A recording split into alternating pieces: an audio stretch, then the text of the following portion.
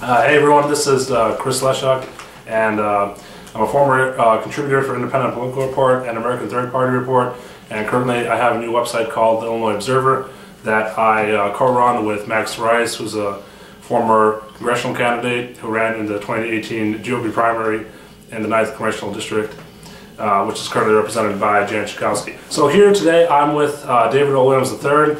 We're starting our series on the Chicago elections, which are coming up on February 26th? Yes, February 26th. 2019. So a little over a month now, and David has been a campaign.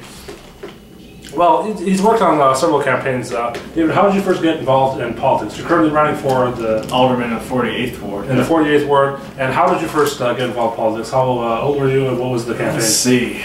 Boy, we're talking about like 2011. So when I first started out, and keep in mind I worked for various different political parties, but it was Ron Paul's 2012 presidential campaign, and then the 2015 mayoral campaign for Chuy Garcia, and a bunch of others. So I've been with Libertarians to the Green Party as well. So you, back in 2011, you supported Ron Paul, right? Yeah. And now you've gone back, because you, in 2018, you actually ran for the Libertarian Party's Lieutenant Governor nomination. Yeah, I did that, yeah. What caused you to go back to your original, I guess you could say, progressive left-wing views after the LP convention where you did not succeed in winning the nomination? So from my experience just being involved with all the political parties, there are some things I agreed with, Republicans on very rarely. Some things more Democrats on, some things with the Libertarian, more with the Green Party on a lot of environmental issues. And I just figure it's like, I'm not a party absolutist. I think that would annoy a lot of the people I worked with, and it's like I consider myself more independent, but I do have a progressive streak. Right. And so, this is actually going to be your fourth campaign public office, right? Technically. In 2014, you ran for the GOP nomination for the 9th District, Jan Schakowsky, and you won. You got, I think, 1,400 votes less than Susan Atnas, who was actually. The race received national media coverage. The Young Turks did a video on Susan Atnas. They called her radical GOP Christian wins the nomination for Congress, and you were featured in that. And that campaign, you got 47%, over 14,000 votes, right? Yeah. In your first. And we raised about $55,000 for my first run. Right. So it was like you came really close to victory, and a lot of people during that race said after the race, kind of Monday morning quarterbacking, right, or quarterbacking. Analyzing the game afterwards, right? They said that a lot of Schakowsky supporters voted for Atnas because they viewed you as a threat to her election. Because it's not very often in Chicago that you have, a black. At the time, your views were more libertarian oriented. It's not often you have a person like that winning the GOP nomination and taking down an entrenched incumbent. So Schakowsky viewed you as a threat.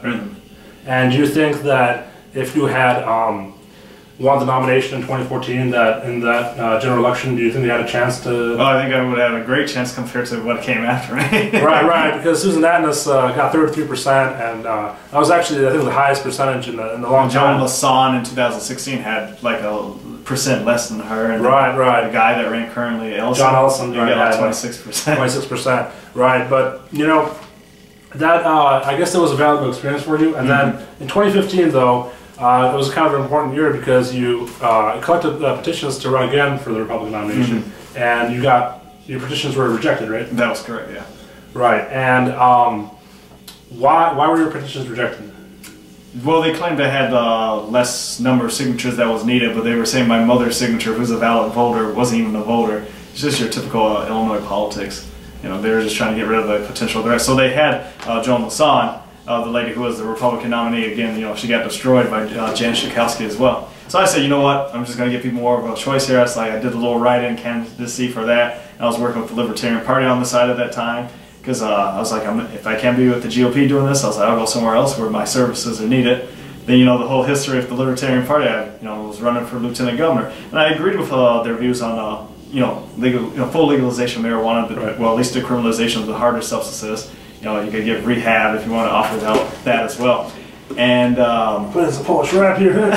Might get a little distracting for viewers. Let me just turn it off. And what turned me off about them as I digged into it. Not saying that every libertarian has these views, but when you're talking about lowering the age of consent to 13, I was like, oh, that's not right. And that was Arvin Vohra, who's currently running for president for our nation. And you know, Arvin Vohra, like, he attracted a lot of controversy during his term as the vice chairman of the party. He actually went on.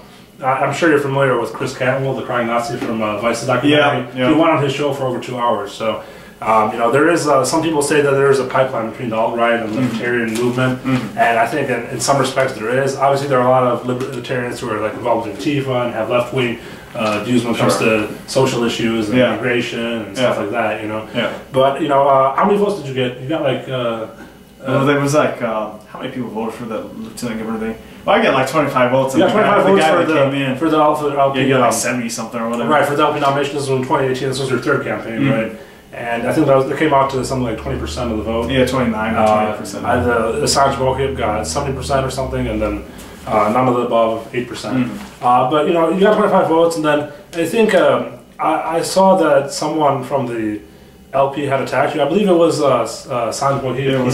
He said that you should block, you know, Do for Politics, your Twitter handle, because he's talking smack about libertarians. And it was only telling the truth.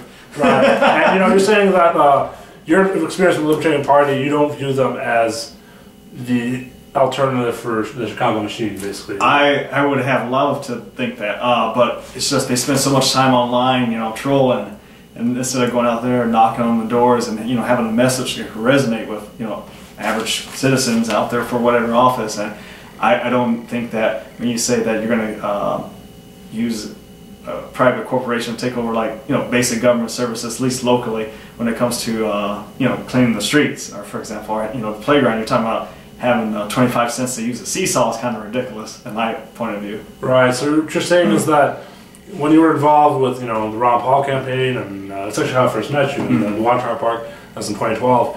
But when you were involved in the Ron Paul campaign and, you know, the Libertarian Party, you're saying that the more you read about libertarianism and studied and analyzed it, there were some things in it that just conflicted with your worldview, basically, right? So you would oppose like this hyper push to privatize everything. Oh, right? yeah. You wouldn't want to see schools privatized and everything. I went to a public school, so I'd be very biased towards, you know, maintaining the funding for the public schools. You wouldn't want to see, for example, like all forms of welfare abolished. No. And you wouldn't want to see the minimum wage abolished either, or people having to, you know, getting rid of Social Security, Medicaid, Medicare, and all these other programs. Right. So how would you go about solving these problems that we have with regard, because you're running for alderman, right? Yeah, the 40th ward, and you're the only candidate on the ballot besides the incumbent Harry Osterman. I think I read that he's been there since 2011, right? Yeah, 2011. So 8 years he's kind of been entrenched, and last time in 2015 he ran unopposed, right? Correct. So, you know, obviously he wasn't expecting a challenger, right? No, I don't think so. And you submitted petitions last year, right? 2017? Or 2018. 2018. How many petitions? 1,903.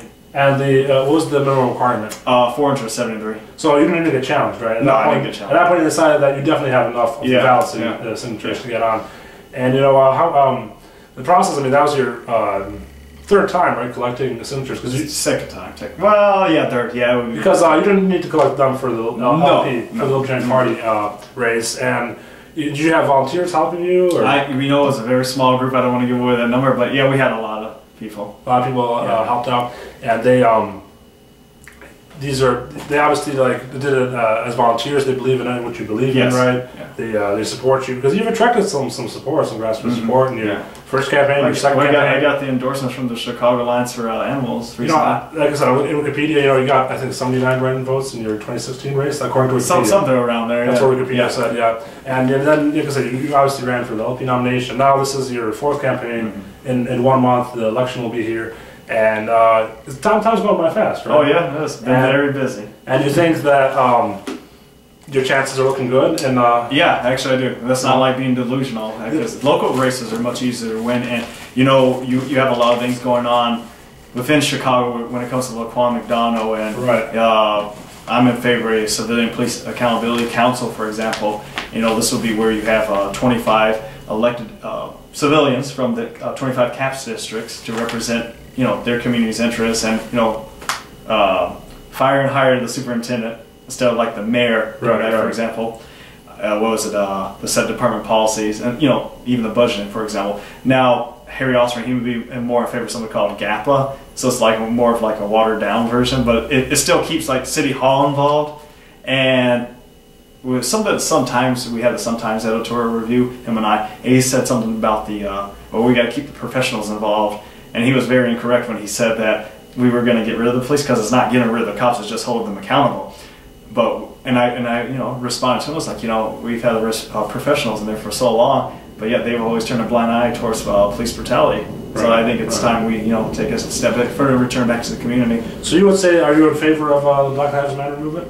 More likely, yeah. More likely, but you're not. Are there certain aspects of the Black Lives Matter movement where you would criticize, or do you believe because there have been all sorts of criticisms lodged from every direction at the Black Lives Matter movement. Some people say it's funded by George Soros. Other people say that there are key people involved that are very anti-Israel. That's been a thing that you read on like Breitbart or some other right-wing websites. Right. So your view of Black Lives Matter is that it raises good points, but you wouldn't necessarily say that you would agree with everything in the Black Lives Matter manifesto. I would never agree with any organization or individual 100%. So you're saying you're a true independent. Yeah. You're a visionary, and you're willing to work with everybody now. Right. We all have to come to a common ground to find those solutions. But yeah. And you're also a citizen, legislator, not legislator, but a citizen activist. You've never held public office ever. No. And was in the Navy for 4 years. In the Navy for 4 years, and you were decorated 8 times, right? Yes. On your website, you wrote that you managed over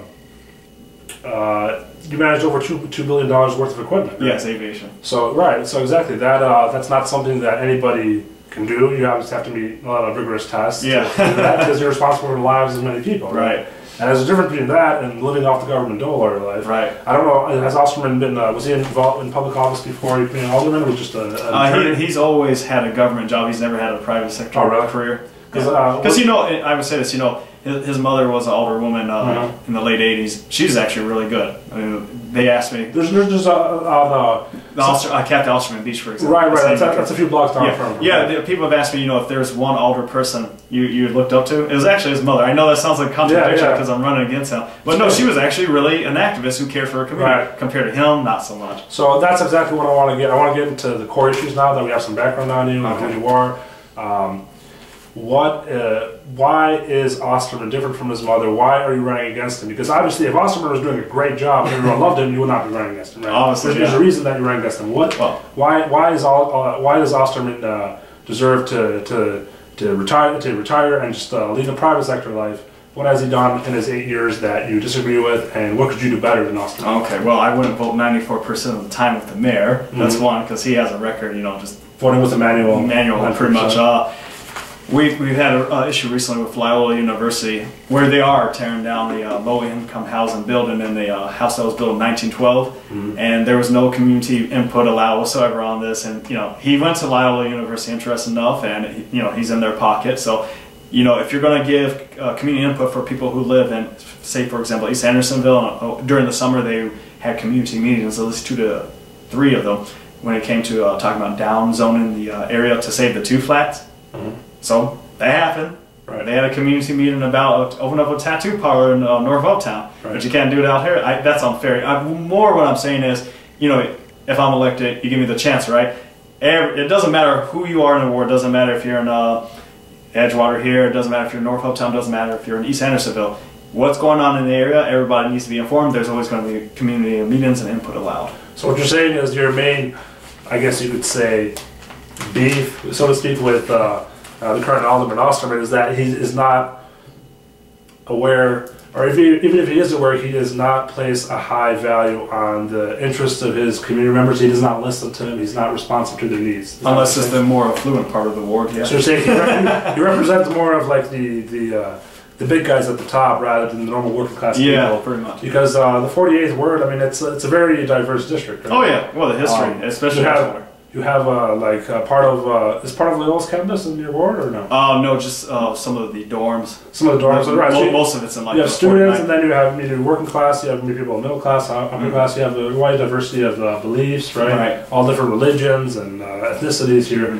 And what you're saying is that Osterman is just a representative of the Chicago political machine, right? With Juan Emanuel and the current mayoral race. And so, what have you studied or looked at any of the votes in the city council where you found that Osterman made really bad choices in his votes? Well, when it came to Laquan McDonald, for example, not that he's the only one guilty of this, but he was trying to push a $5 million settlement on Laquan McDonald's family before the dash cam footage was released. And this is during Rahm last election when he was running for mayor in 2015. So the only reason why that information even came out was because you had the media doing a Freedom of Information Act, and I believe there's an individual who's running for alderman in the 5th Ward who actually had something to do with that to get that information out there later on. So then Osmer's like, oh my God, this is terrible that this is happening, because they got their pants caught down. In other words, once that information was out there, and he has lovely kids. He's got 2 sons and a daughter, and just because you're white, that doesn't mean you can't be a victim of police brutality. Right. Yeah, that's how he comes off anyway. Mm-hmm. Yeah. And so the main thing is you're saying Osterman really has not listened to his constituents, and there are people that support him obviously, but what you're saying is that he's not really part of the regular everyday people. No, he's that live in his district. No. He's kind of from the political class, and all he really is interested in is just getting reelected and getting that salary. I mean, the alderman, it's a part-time position, right? Currently, I believe it's part-time. But they're making over $100,000 a year. Right? Well, the minimum is like $106,000 a year. $106,000. So that is good money, and what do you plan on doing if you get that kind of pay raise? So I win, I'm giving 30% of my salary back to any charity within the ward. Mm-hmm. That's my plan. And you've looked at the charities? Oh yeah, you got T-PAN, test positive awareness. They deal with the HIV thing. Right. There's also C4. I forget the full name of the organization, but they deal with mental health services as well. Right. And NAMI? Have you heard about NAMI? Well, that's more like statewide. I've done more of a local organization. Yeah, more local, but I've done obviously the volunteer work with NAMI in the past, National Alliance of Mental Illness, and I would say maybe Edgewater Historic Society, because they've been against the Loyola thing, so right. And they get donations stay open, so it's like, why not help them out too? Because it's good to preserve the history, at least of this area. I don't know about alderman candidates, because there's a lot of anti-establishment candidates running in all these different wards, yeah. Right? I think there's only 4 races where they're coming as running unopposed. Yeah, 4. Something like that. Yeah. And so, I mean, out of the current aldermen, I think you'd be the first alderman and the only one, maybe not in history, but currently serving who would donate 30% of your salary. Oh yeah, yeah. No one else is talking about it. Yeah. And that's very good, because 30% of that 100,000 or whatever, that will go. That will be helpful to these organizations that are trying to make a better place in this ward. What would you view as the top 3 problems in the ward that need to be resolved and that the current alderman has failed in addressing? Well, I could say that it's the increase of property taxes for one. Mm-hmm. I'll give him credit. He did vote against raising it, but again, you need a whole city council who's going to be against that as well. I mean, I could do the same thing, and still we need a new city council to make it happen. But here's something he hasn't done as an alternative, and I think a lot of this was resolved, a lot of the pension issues and the property tax issues, because a lot of the property tax obviously funds the schools, for example. So I would say that I'm more in favor of like a LaSalle Street tax. So that's like a 0.1% tax on like the buying and selling of stocks, derivatives, and currencies. Mm-hmm. And it's said that through the studies, and they do this in Hong Kong, they do this in Switzerland as well, and a few other places. It is said to bring in about $10 to $12 billion. So you just imagine Chicago would be just fine. I'm obviously for the full legalization of marijuana. You can get revenue. You have that? Can you show that the flag to the viewers? I want to make sure that's captured on camera. Yeah. Oh, we take this it. Is so this is an LGBT flag with marijuana leaves. Yes. Yeah, it's upside down. It's the other way is.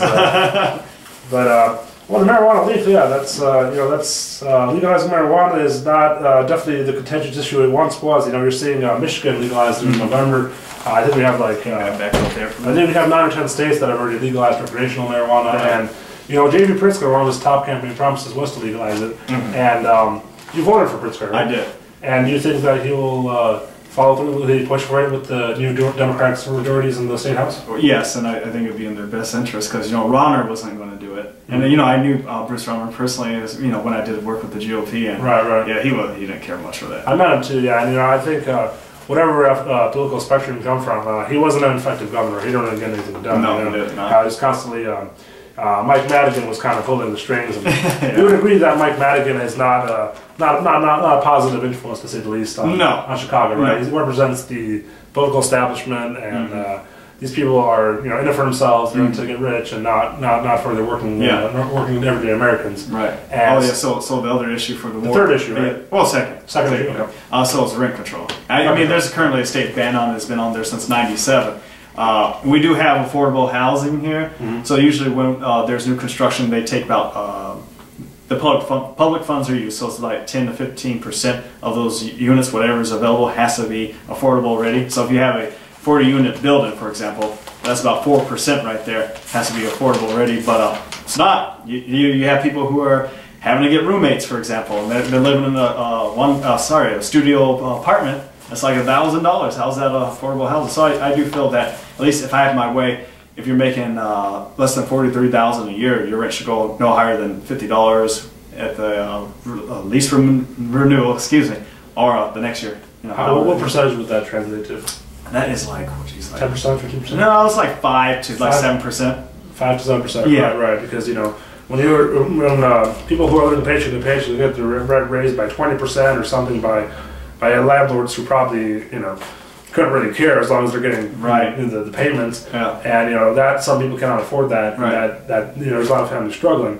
I mean, in this in the 48th ward, like I said, you have people doing well, you have people doing okay, but you also have people who are struggling. Yeah. Right. Well, I mean, Edgewater itself, it's like the median income is like $42,000. Right. I think I have a lot of people over here, especially.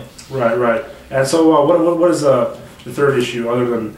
What was the first issue that you mentioned? The South Street tax. The South Street tax, and then rent control. What was the third a big issue for you? Well, to some people this may be small, but to me everything's an important issue. But there's kind of like a little littering issue going on, and it's like people ask me, well, how are you going to enforce? I mean, you can have the containers on the corners, which there needs to be more of, but how are you going to enforce that, right? I was like, well, my idea was to bring back the Department of Environment. It was abolished under Ron when he first got in. Right. So I think Chicago's like 9% of recycling, so it's the worst in the nation. You have a sewage overflow, and we do need to bring that department back because I think it'll fix a lot of those issues. But at the same time, let's use some of these meter maids here who go out there, they're ticketing the cars for being parked in the spot for too long or whatever. And if they catch someone littering, guess what? They could give them a little ticket. I don't know, $5 or $20 or something like that. And the thing is, littering. There was a video that I got some. I think I got over some thousand views, if I'm not mistaken. On your campaign page on Facebook, which has over 26,000 likes, which is a good amount for a politician who has not attracted that much media attention, and you haven't won elected office yet, right? So that's a good amount. But there's a video of you that got a couple thousand views where you're picking up the trash, right, and helping clean the community, and that's important because. Everybody wants to live in a neighborhood where there's not trash living all over the place. You want to live in a clean area. It also affects your day to day, your mood, right? If you see a clean area, everything's clean and nice. And people feel welcome. Right. And are you there's another thing on your website that's something to do with there were some buildings for sale, right? Or not for they were put up for sale. It had something to do with Loyola. Privatized or not privatized, but buying an amount of land, right? Yeah. So like I mentioned before, with that particular issue where they're tearing down the low income building. So Loyola tends to own a lot of property over in Edgewater, more near the lake, and a lot of low income housing units there. And if it was up to them, without anyone trying to stop them, they would just tear them down, and people would just be displaced. So that's a big issue in the area once again, because it's like they are purposely trying to push out like the low income people, because you have a lot of people who I have come across, some of Harry's supporters, most of them anyway, who do think very lowly of low income people who work very hard and they've been loyal to the community. Right. I come from a working poor family and I'm not a criminal, so. right. No, I mean, at the end of the day, there's always going to be a need for low income jobs, and people are always going to work those jobs. People who think that you just go to school and work your way up. Not everyone can afford that. Number one, not everyone even has the ability to become a doctor or a lawyer. Right, and there always should be option for trade schools as well. I think President Obama had an idea that was torpedoed.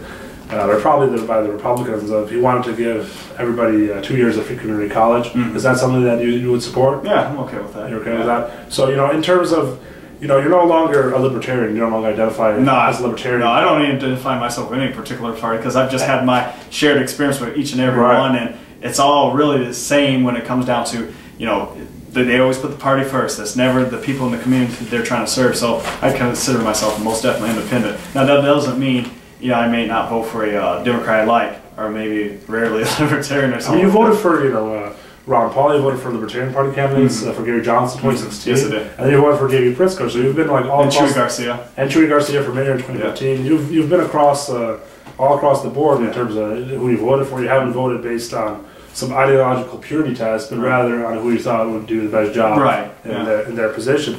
So, you know, J.B. Pritzker said at 200 years old, when he was inaugurated on the 14th, today's the 20th, and he said, at 200 years old, Illinois is still a young promise. Our time here has been but a blink. In 2019, we must begin a new century with maturity and enough foolishness to believe we can make a difference. Do you have high hopes for Pritzker? Or I do, more than Ron, or more than George Ryan, or Blagojevich. Most definitely. You met Pritzker, I believe. I have a few times, actually. Right, you had a few times. Do you think that he has good intentions, or do you think... I do think he has good intentions. So do you think that he'll be constrained by the Democratic establishment, or do you think he's part of it, or do you think it's going to be a question of getting the legislature to agree to his proposals? Because one of his key proposals was, I think, other than legalizing marijuana, right, which I think is going to happen soon, probably sometime this year, right, in the state. But one of those key proposals was a progressive income tax, right? Well, how would you what is your opinion on progressive income tax? You know, I'm fine with it, to be honest. Yeah, I know we currently have a flat tax, but that's the thing. You know, you got places like Wisconsin. Most of the states that surround Illinois, with the exception of Indiana, they all have a progressive income tax, and they're doing quite well. I know you have some alarmists who are like, oh, it's going to run the state into the ground and all this. It's like, but Wisconsin's doing well. You know, they had, unfortunately, that former governor that was there, but they had Scott Walker. He's gone now, thank God. Right. That poor state. There's so much, especially with the unions, they lost a lot of membership. But I mean, they had a progressive income tax. They were doing well. Illinois would just be just fine. Now, it's just the thing is, how's that money going to be handled?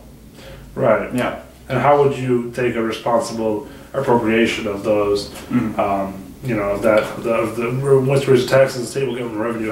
Where would you prioritize the money to be spent? Because that's not if it was on a state level, just as my opinion. Right. Well, I mean, obviously, it's education. That's number one. Yeah. Do you think that the schools in Edgewater are good, or do you think they could use some improvement? Oh, they're good. I mean, I went to Sin High School. This is in Edgewater. You graduated in 2002, right? 2002, yeah. And you really got a good, it was a good education? For the time, I mean, it used to be really, it was worse than what it is now. It's way better from what I see. It's improving. Yeah, it's improving. Everybody's done their part. I give them, every alderman or woman credit, they've done their part to improve it. I can improve it even more. Right. Yeah. And in terms of education, how can we... you know, America lags behind constantly when it comes to math and science scores among like developed world. I'm talking about European countries and all these other first world countries. You know, not just European, but all over the world, right? First world countries. America's constantly ranked, you know, 20th, 27th. You know, all these statistics. You know, what can we do? And you know, America does spend more money on education per capita than any other country, but the results are not very good, and they definitely could be significantly better. Sure. Because if you don't have an educated populace, you really don't have much of a future, right? Right. Well, to answer that, I mean, even when it comes to private schools, not that as alderman I could really enforce that, but the teachers' pays could be better. You know, that's one. I think they need to bring back programs like home ec, because you don't have what is that? Home econ. It's like, you know, home economics, right? Home economics, yeah. Right. So cooking and all that and the other stuff. The basic skills of life. Like money management skills. Yeah, right? That's basic skills of life. Right. Trade schools or some sort of, you know, that would help as well, because not everyone can become a lawyer or doctor, as you said. Right. Yeah. What is your opinion on charter schools? Do you support them or no? I do export. I do you know, support their existence. Right. I have more bias towards public schools. I don't think I would allow one in the area, because here's the thing, from just my research with charter schools compared to public schools, there's hyper-segregation in charter schools. Their test scores tend to be much lower at a public school. Everyone gives public schools you know, flack on it. You go out to the suburbs, guess what? Public schools are great, and they got the funding out there. Go out to the city, there's always been an issue, but that depends how the money's being utilized, though. Right, because suburbs tend to be, you know, at least the northwest suburbs where I'm from, Mount Prosper, Mount Heights, these are upper middle class areas for the most part, you know, so they, you know, when you have your, you know, parents who are working, you know, these white collar jobs, right? Right. You know, obviously, the education level is naturally is going to be higher than an area where people are working minimum wage and struggling to make ends meet, right?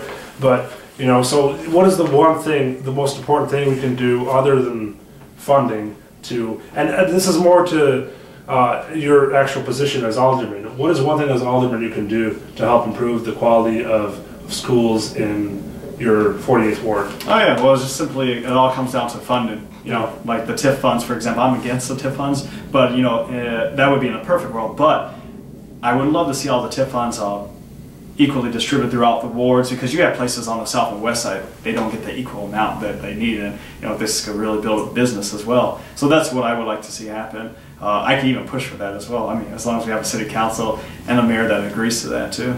Do you think that if teachers, you do think that teachers in Chicago are underpaid? I feel so, yeah. Do you think that if they were paid more, do you think more quality, more qualified individuals would be attracted to the educational field? Yeah, yeah. And I would say too, I know a lot of teachers, they have to pay out of their pocket when it comes to like supplies. Right. It's like, that's a problem. Why do they have to do that? I don't think they should. I think they should get like an extra stipend of some sort. Right, so you know, assuming that, you know, there's not extra revenue coming in the budget. I mean, obviously, if marijuana were legalized this year, that would be a lot, you know, a great deal of money that would be coming in, right? Yeah. But if that doesn't happen, how would, you know, in order to have a balanced budget, that's something you would support, right? You don't believe that we should live beyond our means, right? And I have said that, you know, the city council is too big. We got 50 wards currently. If we lessen that to 25, you're saving 12.1 million right there.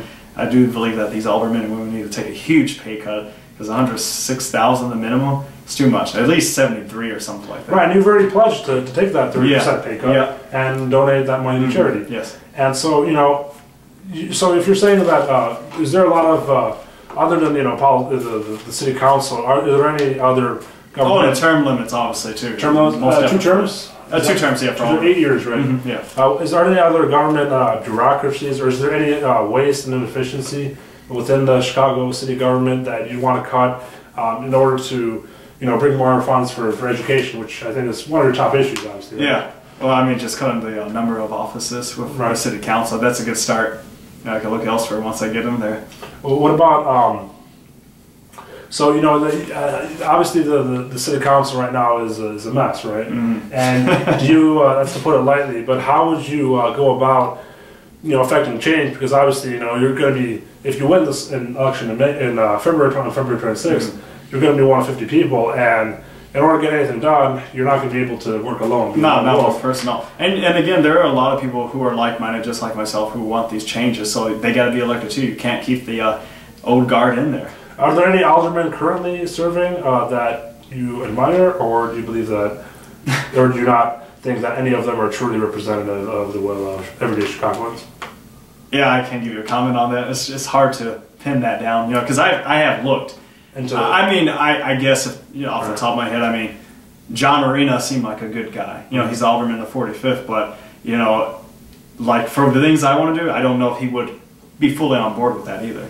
Right, I mean, you're going to be an independent voice, right? You're not a member currently of any political party, right? No. So I think you would be the only independent on this. Oh, there's another independent. I forget his name. Is it Nicholas Placido, I think? I think that might be his name. Right, I think, because I know there's one Republican out from somewhere, and there's an independent, and 48 of them are Democrats. Yeah. Right? Because the Chicago City Council, is it technically nonpartisan, right? It was supposed to be nonpartisan. Because elections are nonpartisan. Yeah, elections, but nobody cares, right? Yeah, no one cares about that. Yeah. So, I mean, education is a big issue. Rent control, we talked about.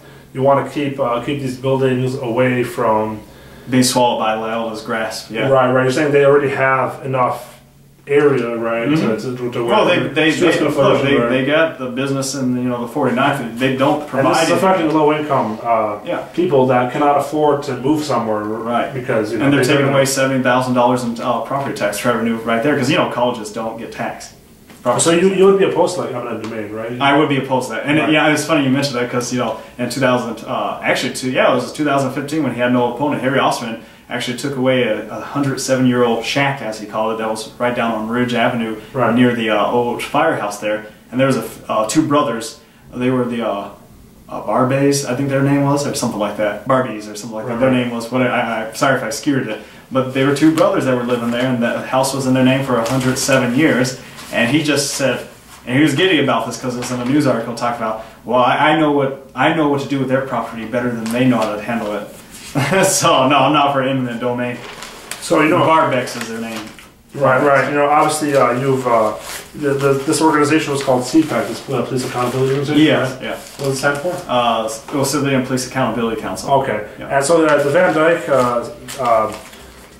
situation, the sentencing, right? That happened just now, right? He was sentenced to 7 years in prison.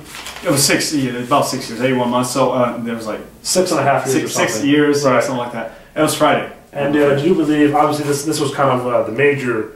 Probably, I would say it was the top issue that kind of probably led to the fact that Emmanuel decided to drop out of the race because a lot of activists just were appalled at the way he handled it, the way the Chicago Police Department handled it. Do you believe that the sentence, the 6.5, the 7-year sentence that Van Dyke got, do you believe it was appropriate for? No, absolutely not. No, I mean, well, 20 years plus, for life, he should have got it for that. For one, I mean, you got drug traffickers who get 14 years, and that's right. they're not really killing anyone per se.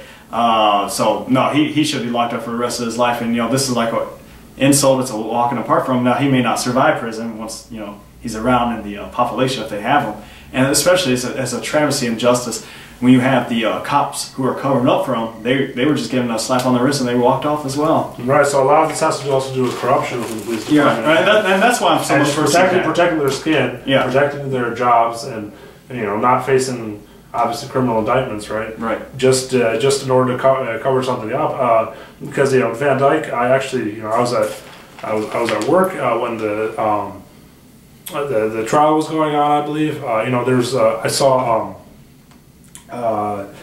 Laquan McDonald's uncle, I believe, a pastor. Someone in his family is a pastor, and he was speaking, and he was very eloquent. He said that we're willing to forgive. We believe in God. We're willing to forgive what Officer Van Dyke did, but there is no willingness to seek forgiveness from his side. Right. And in a situation like that, because the Laquan McDonald thing, it happened in 2014, right? Yeah. It was on Pulaski Road, and in the south. Was actually, south side of Chicago. Ironically enough, Ed Burke, the Burger King that he was trying to, extort, was the same place that Laquan was shot at. Oh, really? Yeah, same Burger King. Oh, wow! I didn't. I think I read that, but that just it kind of ties into everything. That Burke situation. That's obviously he's been around for 50 years. So term limits would have helped. Yeah. Would have helped. Then they replaced him on the was it the finance committee with Patrick O'Connor, who's been in there for 35 years. Right. I think Edward Burke is a perfect example. Someone who's been in office since 1969 of the need for term limits and the need to weed out Chicago corruption. Not in the sense of draining the swamp on the national level, which, as we know, has not happened. You have a lot of old establishment neoconservatives, a lot of people in the Bush administration, a lot of the top corporate giants like Tillerson, right, Secretary of State. The swamp has not been drained, but in Chicago we do have an opportunity on February 26th to drain the swamp. And so, in terms of if you had been in Osterman's place when the Laquan McDonald shooting happened, how would you have reacted to that? Because I first of all, if I were in his place at that time, I wouldn't have tried to cover it up by pushing $5 million on his family when they never asked for it. Because it comes off insensitive. Harry Osterman wants the police academy over there in West Garfield Park too. To build that. And it's like it's insensitive because you have this issue going on where these people in the area, they're getting their, looser term, they're getting beat up by the cops. I almost cursed there, but they're getting beat up by the cops. They're being treated like non-humans, and to have that place built up, it's a slap in their face just for everything they've gone through. And I would be most definitely against the police academy there. Yeah, and so you would obviously the whole situation with Laquan McDonald, as I remember it, right? I didn't follow it closely, but it was a very big news story, and it still is currently, right, with this sentencing that has just happened. It was very clear that Laquan McDonald, I don't know if he was under an influence of PCP or something, but it was very clear that even that there was just a complete disproportionate amount of force used to stop him. No, they shot him 16 times. Right, and that's there's no need for that. That's definitely breaking protocol, right? Yeah. In a normal situation, they would use a tase gun or something, right? Yeah. And they basically ended his life because he happened to have probably a drug problem, right? or something. Something. I mean, he still didn't deserve the document. He was on some sort of drug, right? I think. I'm not familiar with the or no? Yeah, I'm not familiar with the specifics of that. Even if he was, he still didn't obviously, because I think was he. I think I read something. He was an honor student, right? Yeah, he was honor student, right? And that's kind of the same thing with Trayvon Martin, right? Yes. And Michael Brown up in Ferguson, right? Would you say that there is systematic racism within many police departments in America, or specifically the Chicago police? Oh yeah, because my ex-step uncle, he was he's a retired cop. He worked on the force for a while, and he would tell me stories about certain things like that occur, and they were discriminating against you if you're Mexican or whatever on the force, or black, and making these racial jokes. But thankfully for him, he's never been involved in anything corrupt, such as what happened with Van Dyke. Mm-hmm. And the thing is, obviously this the whole police accountability movement, the cop block is a big factor in that. The libertarian organization. And do you believe that? What steps will you be able to implement, or how will you be able to help kind of build back the reputation of the Chicago Police Department, make it work in the way it's supposed to, rather than kind of terrorize? I mean, some people have obviously been terrorized by bad apples on the force. Sure. You would agree that not all cops are bad, right? No, not all of them. But definitely there are some bad apples, and these bad apples get away with too much. Yes, they do. And there is not enough accountability, and there is corruption, right? Just like in the government. So how would you address police accountability once you became alderman? So we enact a CPAC, and then we have the elections. This will be all civilian board, of course, for the representative of 25 CAPS districts, and they'll have the say on pretty much everything when it comes to that. We're not trying to get rid of the police, but the communities, they know what happens in their communities. They know what's best, and we need sensitivity training for the cops, especially when it comes to the cultures and everything like that. Edgewater, Andersonville, pretty much the entire 48th Ward. This has a lot to do with it as well, because we have a lot of LGBT individuals in the ward, and they're discriminated against as well. So this would greatly help, lessen a lot of that. And obviously, these are important issues, but day to day, once you become alderman, right, you get your own office, right, where you serve constituents' needs, right? You set up an office. Yeah, right? And you employ office staff. Mm-hmm. What will you be doing day to day as an alderman should you win on February 26th? Mm-hmm. No, it's trying to help out the community as much as I can. Unlike the current alderman, you can reach me by phone. Right. We're going to try to expand, how to connect to the office. Make it more efficient. More efficient instead of a certain time during the day. Emails. I'm always checking my emails. You want to Facebook me? There's an issue. We'll fix that. Right. Well, as it should be, because social media is a very big platform. What are the things that alderman can do for his constituents? When you have that office and you have staff, what are citizens going to come with needs, and what kind of things can you do for your Well, it's more like a legislative body of the city government. Mm-hmm. But they do handle requests for trash pickup. They reach out to the sanitation department to do these things. Right. The basic stuff that should be happening in the first place. Right. I mean, obviously you don't have as much jurisdiction as a U.S. Congress, but you are able to make a difference. Mm-hmm. And obviously people will basically come to you with their needs, right, and you will address them. Mm-hmm. Do you plan on holding? This is something that is very common in Vermont, for example, Bernie Sanders' home state, right, where you have a lot of towns over there. They have town hall meetings, and it's like a form of representative democracy where people just vote on various matters, and it's true citizen government. Do you support holding monthly town hall meetings, something like that? And if it's in East Andersonville, Edgewater, North Uptown, we'll hold the town hall meetings. They can vote on the issues. That's how it should be. The community, the majority should obviously have their input, for whatever's going on, especially not allowing that building to be torn down over there. Right. So what are we covered several issues. What are maybe one or two more of the big issues that you still want to accomplish as an alderman? Yeah, so this has a lot to do with it too, but I would say as an entire whole for Chicago, you have to address the crime and the pension issue. Mm-hmm. With the LaSalle Street tax, I'm even in favor of having the casino as long as it's downtown Chicago, so it shouldn't be in a blighted neighborhood. We're not trying to make people poor. Right. Crime, you have to just clearly go after just the illegal guns, but you have to address the drug problem. Legalize the full legalization of marijuana and the decriminalization of the harder substances. And with that, there'll be less. Stop the school closures. You have a lot of kids who are out of the schools, right? And your Ward 2 as well? No, not I'm talking about more like on the south and west side. Right. Where this has been a problem, because, you know, under Rom, he's closed like over 50 schools, and you wonder why there's so much of an increase of gang activity, because they have nowhere to go. They might come from broken families, and if you're not having an education in the school setting, they're getting on the street. That's not probably the proper way to do it. Yeah, no, it really does seem that education is kind of probably your key issue, because I know that you know, obviously you're I mean, you and me both went to public schools, but it's very without that high school education that you've gotten, you know, through obviously taxpayer funding. We all pay for taxes, right? If we're working, right? So, you know, you would say education is really the key issue. Oh yeah, I would say the key issue is education. It should always be the key issue. It's important. Everything is, but education is the foundation. But you do think that the schools in the 48th Ward are moving in a good direction? They're improving. You think that there are talented individuals who are running them.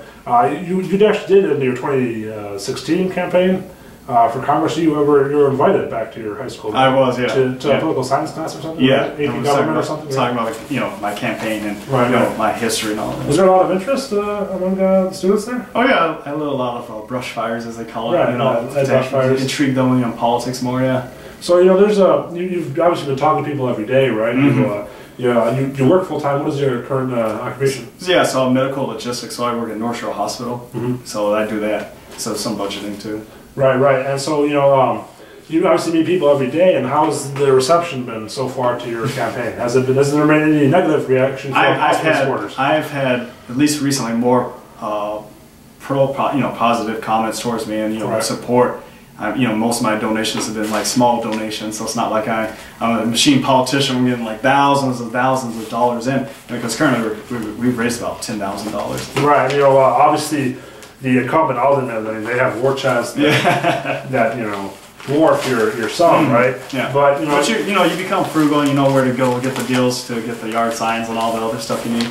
Right. You know, obviously, you know, someone like you have to budget just like everyone else. And people who are on the public dime all their lives, they don't have the same appreciation for his work, which is it's much different to be in the private sector than the public sector. And so, you know, when you go in, you've pledged to only serve 2 terms. Just 2 terms, 2 terms. So that's 8 years. And after 8 years, you would either go back to the private sector, or maybe have you ever thought about seeking correctional office again? Maybe no, not at the moment. Higher now? You never know, but you know. But you're not planning on it. Right now, you're focused on your current campaign. Yeah, current campaign. Have you ever thought about maybe running for president at all? If you became alderman, for example, right? That comes with certain status, right? You would, you know, Wikipedia would list you as, you know, being an alderman. You know, you'd be an office holder. You might even be included in the polls. Have you ever thought maybe running for president? Maybe in this cycle, 2020, or in a different cycle. We'll see when we get there. Right now is the alderman race that you're focusing on. Yeah. So, you know, basically, I just wanted to. There are a lot of candidates running for mayor. I believe there are 13 that are on the ballot. There's 14. There were some candidates like Jamal Green, right, who got kicked off the ballot. Something to do with signatures, or something got challenged. But who do you view as? Is there any candidate for mayor that you support, or that you view favorably, or do you not view any of them favorably? There's so many of them. I will say, you know, because I can't take any, you know, biases or favorites. I mean, I do tend to lean more with, like, you have Amara Inya or maybe Lori Lightfoot. I do like Paul Valls. I do like Willie Wilson. Susan Mendoza, I like her as well. You know, it's just who to support. You know, there's so many at the same time. Right. Yeah. Because Mendoza, I believe Mendoza is more kind of part of the Chicago machine. Right? Yeah. Closer to Emmanuel. Yeah. Right? As well as Amar. Or how do you? Amara Inya. Amara Inya, sorry. She was endorsed by Chance the Rapper. Yeah, she was. Yeah. And also, I mean, Willie Wilson's been kind of, I guess, a big news story, because, you know, he's been having these events where he gives away money in low-income areas, right? As a kind of, I don't know if it's a campaign strategy, or maybe it's just he's a very charitable guy. He's a charitable guy. I mean, he's a millionaire, right? He's a charitable guy. And so you could be okay with Willie Wilson becoming a mayor. Yeah. Is that, I'd be okay with that. Or basically, you would prefer like a private citizen, an entrepreneur, or a citizen activist over a seasoned 30-40 year politician. Yeah, right? pretty much. Right. Yeah. So you haven't made a final decision on who to support for mayor. But honestly, whoever wins, you're still gonna be.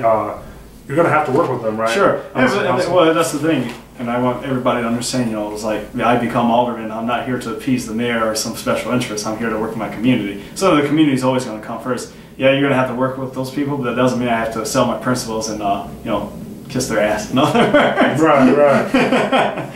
Yeah, you know, are there a lot of lobbyists that visit aldermen and try to influence them to well, I mean, with Harry Osterman, I mean, hey, look, you got the realty agency that visit him all the time. You know, I've only had maybe one lobbyist, if you could consider this person to be, you know, with the realty agencies, they try to reach out to me like, hey, you know, and this happened to another candidate who was running the 7th Ward. This happened to me recently as well, where they're like, hey, if you just stop talking about rent control, you get this much money. The guy this happened to as well, who's running for alderman in the 7th Ward, his name is Jedediah Brown.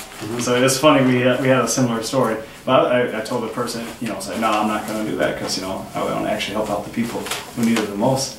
So. Right, and you know, I take it, I mean, obviously, you know, you left the, what was the, I mean, you're independent now, but you were in the GOP for a little bit, right? From something like 2013 to 2015, right? Yeah. For your first congressional race, then your second congressional race, you started off as Republican, and then switched to an independent writing candidate. Why did you leave the GOP? I take it you're not a big fan of the current president. No, I'm not a big fan of Trump. Well, I mean, it was 2 reasons. Well, actually 3, because, you know, I did support Ron Paul, so you had to register to, you know, go vote for the primary. The Blue Republican movement. Yeah, the Blue Republican movement, right. Running for Congress is like, you try to run as a Democrat against Jan Schakowsky, you're probably going to lose that primary, so I felt it was a bigger chance to do that as well. And the reason why I left is, well, most of their social views I didn't line up with. You know, I have nothing against people who are gay, lesbian, bisexual, whatever. And I consider myself to be more pro-choice these days. You know, my views have evolved. I mean, a long time ago I probably was pro-life, but it's just your views evolve, you know, political situations. Right, no, that's definitely normal. I mean, as you know, grow more experienced, there's some things where you just, you get more information, you start analyzing it, and then, you know, your views shift, and that's normal. It's not as different from flip-flopping. You're evolving on certain things where you gain more information on them, you know. And so, would you consider Donald Trump to be would you consider the polarization of American politics due in part to Donald Trump is a problem? And the second part of that question is, do you believe that Trump and Trump supporters are, for the most part, white nationalists or racist? Because, you know, obviously 63 million people voted for Trump, and you can't label all of them as Charlottesville tiki torch marchers, right? So 63 million people includes doctors, lawyers, and people from all walks of life, right? And not people who are also, you know, black and Hispanic, right? Like Diamond and Silk, for example, they're 2 big Trump supporting black women. But, you know, the Republican Party has a racism problem, and it's not only Representative Steve King. Have you heard about Steve King being censored on or not being censored, but, you know, coming under fire for his comments? I've known about him and his, you know, defending bigotry, where he said that, you know, white national and white supremacy, what's the problem with those terms, right? And then they had a vote, and in that vote to condemn white supremacy and white nationalism, everybody voted in favor of that, including Steve King. The lone vote against that was Representative Bobby Rush from Chicago, who argued that the bill didn't go far enough, right? But would you believe that racial issues in this country have kind of devolved the Trump election, or do you believe it's just a kind of a temporary thing that's in part due to meme culture and like shock jock radio host for, you know, on the alt-right or whatever, who are kind of promoting this meme-based culture? Yeah, so I would say when it came to him getting elected, because he didn't win the popular vote, but we had an electoral college, that's how he won, because Hillary had more. I would say at the same time you had a lot of people who simply didn't like Hillary Clinton. Not maybe you voted for Gary Johnson. Yeah, but not because she's a woman. It's just the fact that you have a lot of people who supported Bernie Sanders, the way how he was treated at the DNC convention. That turned them off. So Donna Brazil wrote a book about it, apologizing for that. You actually, Gary Johnson, you were, as far as I know, you know, I was working on American Third Party Report at the time before that site has now new owners, right? But at that time, I believe you were the only congressional candidate in Illinois to publicly endorse Gary Johnson. Yeah, that's right. And that is, you know, all that shows to me is that you have an independent street. You know? You look at people first and issues first, rather than some sort of partisan ideology, right? What is the quote that you have on your campaign website that has to do with partisanship? Oh, I can't remember verbatim, but it's pretty much, let's see here, it's like... Partisanship is a disease, right? Partisanship is a disease that it ruins liberty, something like that. Right. Yeah, you should always put the community first before party politics, Right. And, you know, so, you know, the election day, today is January 20th, election day is coming up on February 26th, right? 26th, Early voting, when does it start? February 11th. February 11th, so... voter registration. What do folks in your ward who like what you say, who believe that you will be want to give your chance as a true citizen legislature? What should folks do to register? What do you do to register to vote early in the election? Oh wait, what? Yeah. See, I don't know the exact addresses. Those are a good question, but usually they probably have it at the Broadway Armories, the early voting, or the Edgewater Library. Yeah. So that's for early voting. We have, geez, I think about 48 precincts. So down where I live, for example, there's the Metropolis Coffee Place, and the Sovereign, the building right across the street, is one of the precincts as well. And then there's Swift Elementary, just to name a few. And to register for early voting, all you need is you can register on the spot, right? Yeah. What documentation do you need? Driver's license. Driver's license. You know, I mean, even a proof of address. Right, like a passport or something. Passport, yeah. Right. And is that all you need? Like a library card, I think, too. I don't know about that. No, but you're saying it's the most important thing is to have a state ID of some kind with a picture on it. And early voting. Current address too. So February 11th it starts, and that's 2 weeks away, a little over 2 weeks away. Yeah. And when does the early voting end? I think actually the 25th, the day before the day before election. Yeah. And the election day is on it's a Tuesday, right? It's Tuesday, yeah. Tuesday, February 26th. Yeah. Right. That's how America is. But you know what? The last thing I kind of wanted to we talked a little about Burke. You know, it's nothing. Nothing really too fascinating because it's Chicago. You have corruption all the time. But you know, Chicago is. This is more towards the projects I'm working on in terms of blogging that I do in Polish, right? Chicago has the largest Polish community in Chicago in America. Okay. One of the largest, highest Polish populations out of all the cities outside of Poland, right? You have over 200,000 people that speak Polish in the city, and obviously when you get elected, you're going to be representing hundreds of thousands of Polish people. Is there anything? Obviously, you don't plan on running on identity politics. You're an American first, right? You believe in. Well, I gotta be locally, but it's funny you mention that too, because I'm in favor of the sanctuary city. So even if someone is here as an undocumented worker, I'm not going to turn them over to ICE or anything like that, because what's going on with Trump again. I think it's just very divisive, and it doesn't help. Right, because many people don't realize that it's not just Mexican immigrants; it's people from Poland too that are here illegally. Yeah. Some of them, right, and from all over the world, right. And so obviously, when you were running for Congress, one of your platform points was you supported Poland entering the visa waiver program, right? Yeah. What do you think? Why should any Polish Americans in the ward or outside of the ward, for example, to donate or volunteer, why should Polish Americans in Chicago support your bid for alderman of the 48th ward? Well, let's see. I think regardless of if you are Polish or Mexican or whatever it may be, again, I'm here to work with the people. I know every individual has their own own issue. I'm just here to work with people. That's all I care about. I don't want to be a slave to the mayor or whoever that may be, because I'm not there to do that. Right. So you're going to work for everybody. You're not going to work for any special interest group. You're not going to place one group among the other, no matter who they are. Everybody's going to be treated equally. Yes. That was one of your campaign promises. Something along like less bureaucracy, more fairness, right? Yeah. Actual equality, right? Yeah. Not corporatism, right? Not corporatism, yeah. And you would agree that corporations have an oversized role. Yes, they should. Do you support raising the minimum wage to $15? I do. I also support a livable wage. Livable wage. Yeah. And how would that the livable wage? How far above 15 an hour would that be? At least for 23, I feel. 23 an hour. Because I mean, what is that like? Close to 50,000 a year. Yeah, I think that's pretty reasonable. It's not a lot, but it's reasonable. Better than like currently $13 an hour. But do you think that will put some businesses out to because it'd be some businesses would obviously have to adapt. For someone who's making $8.25, the company's asked to pay $23 all of a sudden. How would do you think that would affect them in a negative way? Small businesses, not so much. The big companies, they're going to be fine. Big companies, right? So small businesses could be exempt from that or have lower. Yeah, I would be in favor. If that is to pass, I would. Some people will qualify. Some businesses will qualify for exemptions. You would basically look at these huge corporations that are making all these profits, and people could say they're obscene, right? Yeah. We have CEOs who are making hundreds of millions of dollars, right? And the income disparity in the United States is extraordinarily high. I think it's one of the highest in the world out of all the countries. Yes, it is. And you would support basically looking at it on a case-by-case basis in terms of the minimum wage. But you believe that everybody should pay 15 an hour at least, right? Yes. So everybody, no matter who they are, 15 an hour at least, and that would at least people. It would be easier for people to make ends meet because even 15 an hour when you're paying the rent in Chicago, it's expensive. That's hard to make ends meet.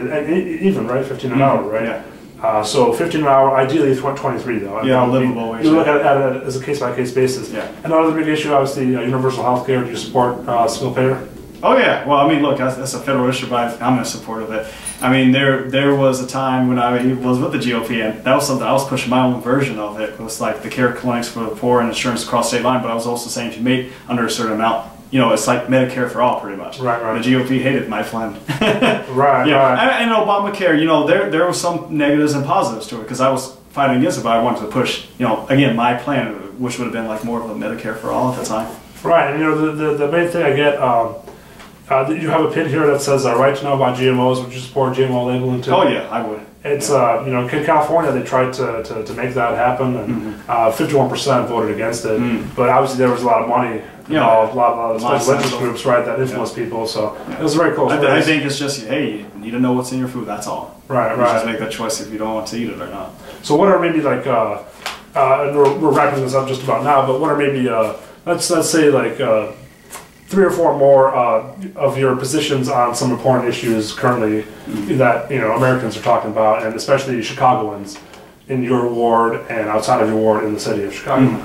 Well, what's important to people over here, at least, some people have complained about the bag tax. I wouldn't I wouldn't get rid of it. I think it should be a little bit lower, but there has been studies that have shown that it has been a reduction of 40% of waste with that. We're talking about War Pacific here. You are a big fan of the environment, right? Yeah. You're big on preserving the environment. Yes, you don't want to see pollution, all these other things that are happening in regards to the environment, right? And I even talked about like France does this, for example, where you can't just get rid of food that's still good, right? And you should give it to the homeless shelters. That's something right, exactly. Restaurants, I work in a restaurant right now, and you see a lot of food that gets wasted, especially at buffets, But what about a carbon tax? Because that's something that was talked about. I don't know if by Pritzker, but that has been talked about by politicians in recent months. Would you support a carbon tax? I'll be honest, it's something I'll maybe be open to. I just have to learn the specifics of what they want to do with that.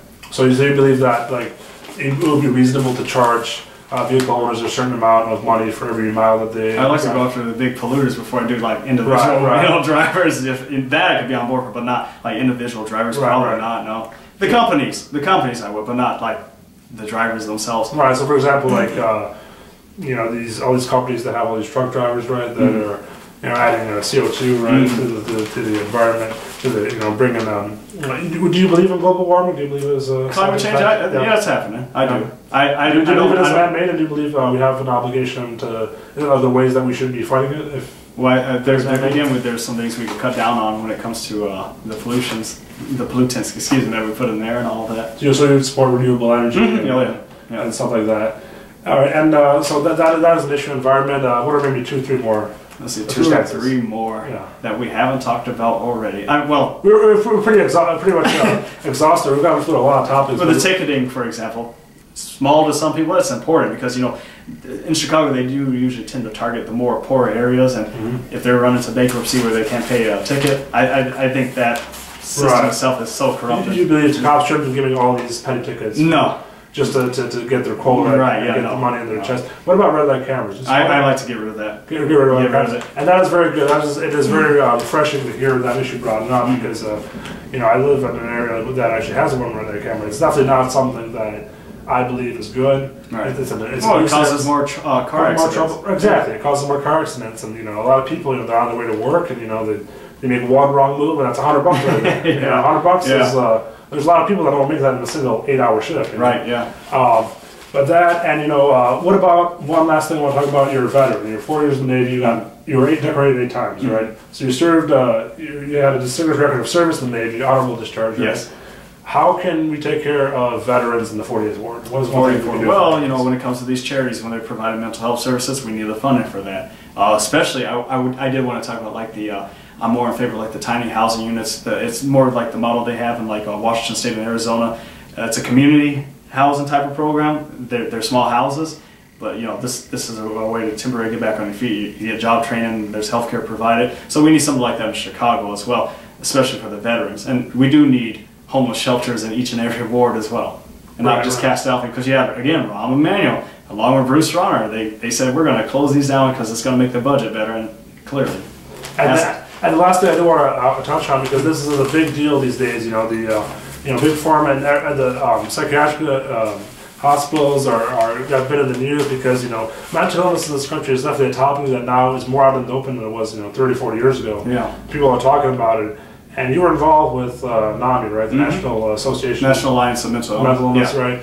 What is one thing we can do to help people that are mentally ill? Keep them out of prison, keep them, productive. What is something we can do for mentally ill? Well, we have to change the culture of how people see those who have mental impairments, because people with those issues are not villains. They're not bad people.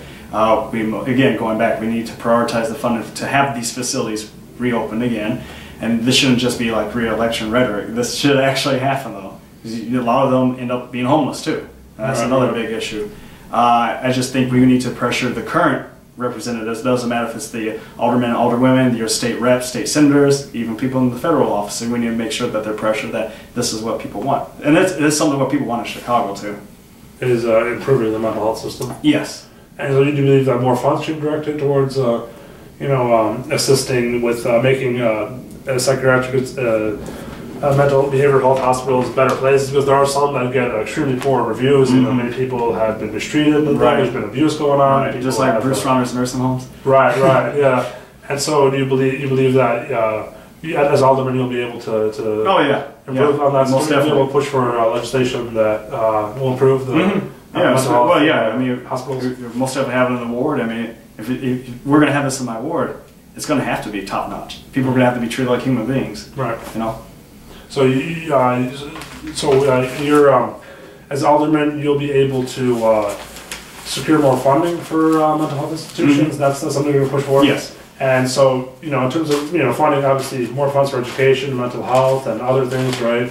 All these other programs. Are there certain departments that are going to have to be cut, or certain, is there going to have to be cuts made? So I like to make cuts to like the alderman's salary again, like their benefits, and even the mayor's too. But will that be enough though to cover everything? Have you just done the math? No, I haven't done the math with the other departments if there are to be some cut or not. Right. Yeah, but I think it's a good start because realistically, if there might be some aldermen or women might be opposed to cutting certain other departments, but I think it's good to start where the money is.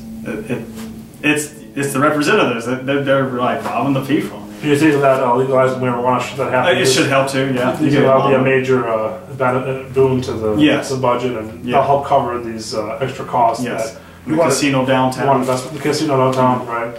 And so that's those are the main plans for increased revenue to the state budget. So the election day is on February 26th. And I just want our last thing before our interview ends. I just want to, will you say in a couple sentences or something along those lines, why should people vote for you in the 48th ward? Why should they trust you to make you their next alderman? Right. Well, simply put, look, I'm not going to vote 94% of the time with a mayor or some special interest. I'm going to vote 100% of the time with my community.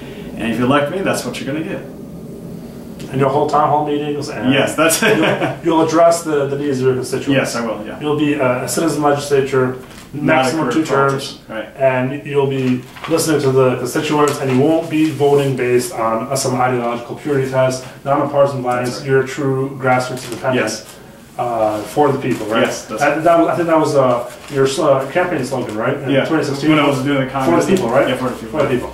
All right, well, David, I really appreciate this exhaustive interview, and thank you for taking the time to talk to the Illinois Observer, and I really enjoyed it today, and we'll get this published, and I wish you best of luck in your campaign. Thank you so much. Appreciate it. Again, this is Chris Flashuk with the Illinois Observer. We were here today with David Williams III, who is a candidate for alderman, Chicago's 48th ward, running against incumbent Harry Osterman. His website is dewforpolitics.com, right? Yeah. You can also follow him on Facebook and Twitter. Yes. And like I said, please check David out. David certainly has the support of our website, and we hope that he'll prevail, because if you win, that'll be a major upset, right? Yeah. That will probably end up either on page 1 or 2 of the Tribune. Or sometimes, yeah. Sometimes, right. Yeah. All right, David, thanks a lot. Thank you so much. Yeah. Appreciate it.